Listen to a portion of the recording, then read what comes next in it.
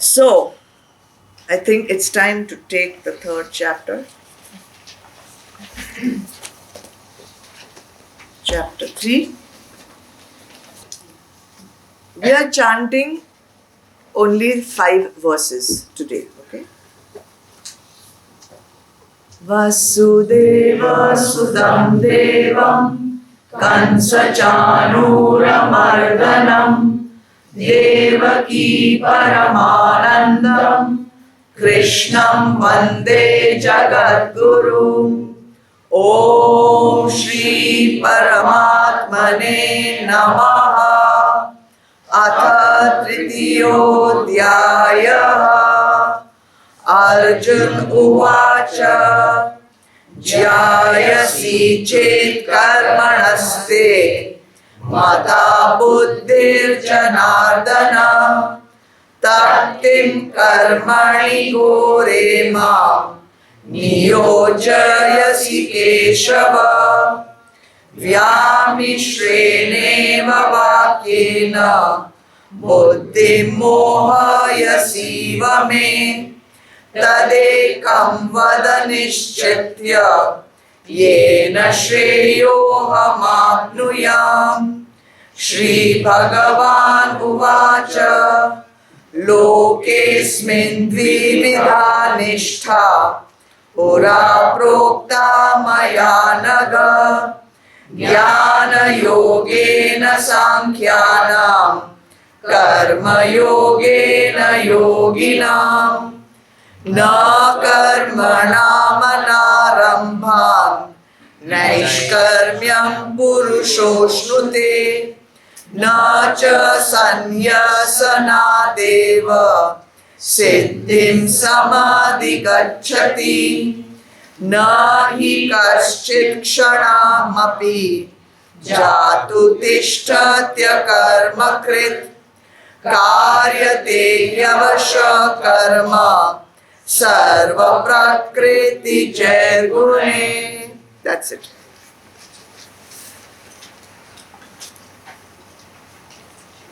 Gopal can read the English of the first verse. Arjun said, Krishna, if you consider knowledge as superior to action, why then do you urge me to this dreadful action, Keshava? Then Raj, second verse. You are, as it were, puzzling my mind by these seemingly conflicting expressions. Therefore, tell me the one definite discipline by which I may obtain the highest good. Arjun Uvacha means Arjun is speaking. And these are the questions that he's asking again after how many verses of chapter 2? 72 verses.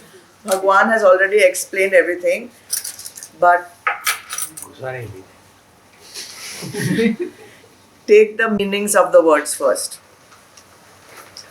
First verse, Chet, if.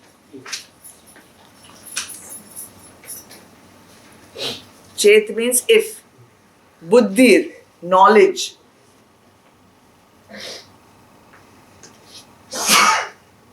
Mata is considered.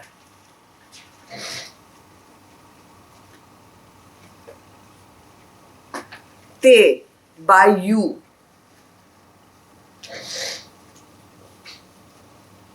Jyayasi, superior.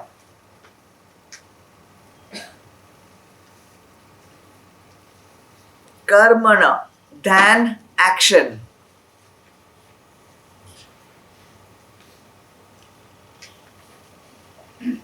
Janardana is Krishna, a person who looks after the welfare of the public. So he's given a name, Janardana.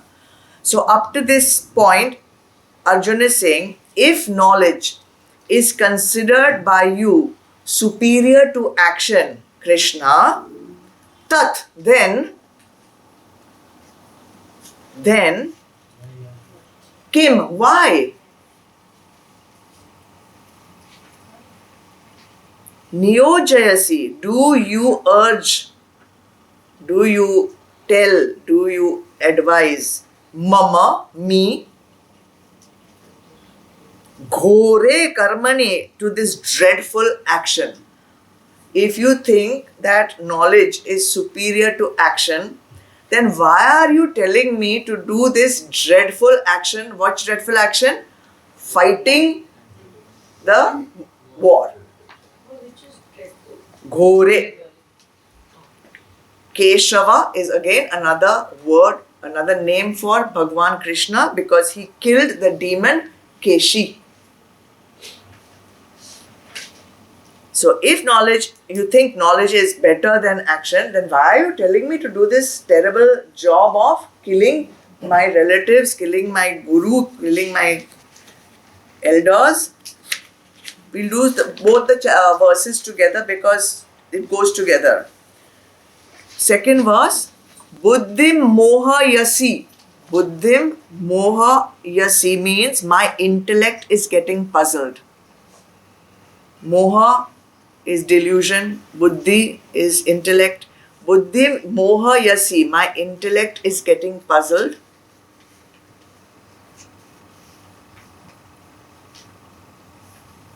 Vyami shreneva, by your seemingly conflicting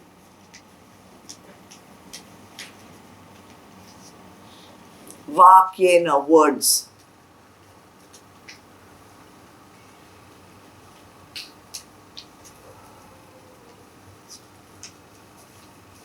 Tata, therefore,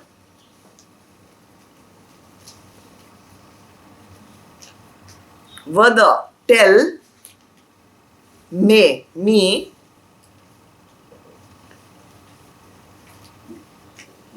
nishchitya, definitely. Tell me definitely, ekam, one path, one discipline, one course of action. Yena, by which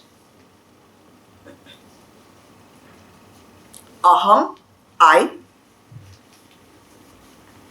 apnuyam, may achieve,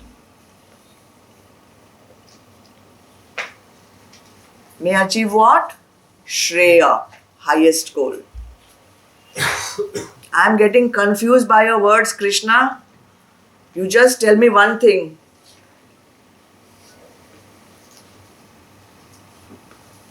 People also ask me here, because every time we have a class, we end it with one sadhana.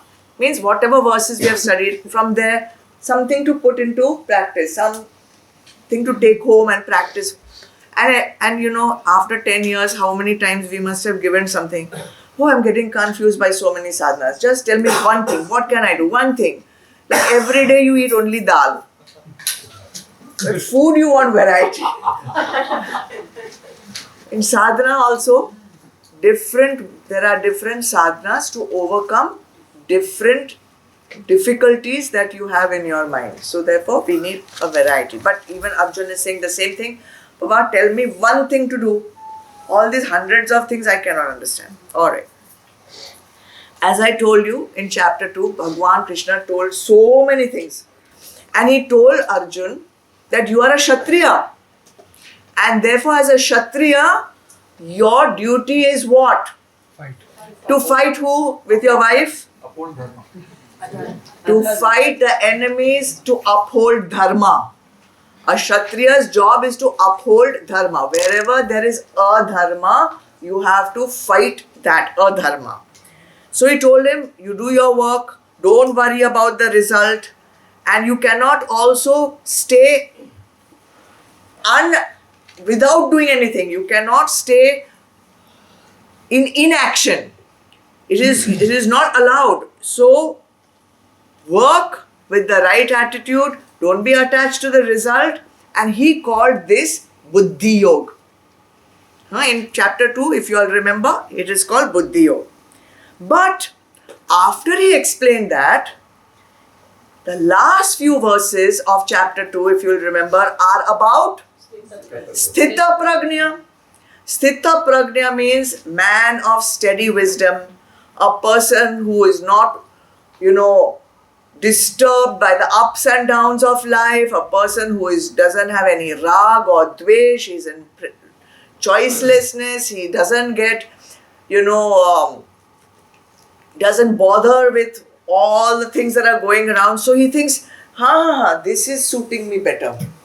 Because anyway, he doesn't want to fight. So he does what we call selective listening. You know what is selective listening? I think you all know very well. Mastered my Selective listening.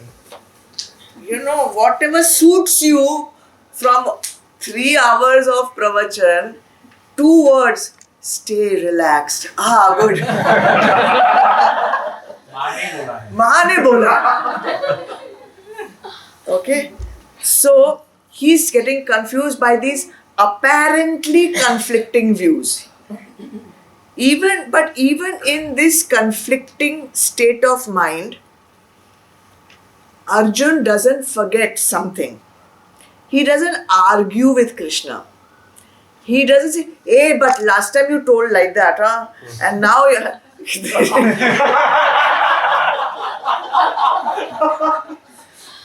we have so many Arjuns in this class, it's uncanny. You didn't say, but you told like that you should go and be sthita prajna. He doesn't say all that. He says something. Can you tell me the key word which he uses? Seemingly conflicting expressions. See, each word is pregnant with import here. Seemingly conflicting means it seems conflicting to me because my buddhi is not mature enough to understand. You are not trying to confuse me. You are not saying something conflicting, but it is seeming conflicting to me. And this, we have to learn from this how to ask questions also to your teachers. You should ask in such a way that your humility remains intact. Okay, you don't have to ask questions to test, let's see how much the teacher knows, or let's see, whether to show off about your own knowledge. It is seemingly conflicting to me, that's all, So please clear my doubt. And most important, in Vedantic tradition, it is encouraged, the Shishyas are encouraged to ask questions, because one doubt which remains in the mind can block you from getting or understanding the knowledge. So if you have a doubt, you must never keep it inside. You must always ask. And here also, you must stop me right in the middle of my sentence if you want to clear a doubt. That is very, very important, okay? And there are no stupid questions. So, no silly questions, no stupid questions. All questions are very valid questions. So, in this question, there is a samarpan to Bhagwan. There is a samarpan. There is a surrenderfulness. He is not remaining stubborn in his idea that no, I am just going to take sannyas and go. He's saying, clear my doubt and tell me what is that one thing which is important for my Shreya, very important word. Shreya means my highest good. What is best for me? Most of the time, the dilemma we face in life is between Shreya and Priya. Priya is doing things that I love to do. But what I love to do may not necessarily be for my highest good. So if something is there for my highest good, even if it is unpleasant for me, it is not Priya for me, but it is for my highest good, then I must follow that. That becomes my dharma. So even in this confused state, and don't forget, Arjun has been in a Gurukul for many years. He has studied under illustrious gurus. So he knows, he has gyan. He knows that this life is not just to amass wealth, create children, enjoy luxuries. He knows that there is a higher goal for him. He is aware of that. And therefore, in this dilemma of not knowing what to do, he's asking Bhagwan, what is my dharma and which action should I take for my highest good? Now let's see what Bhagwan tells Arjun.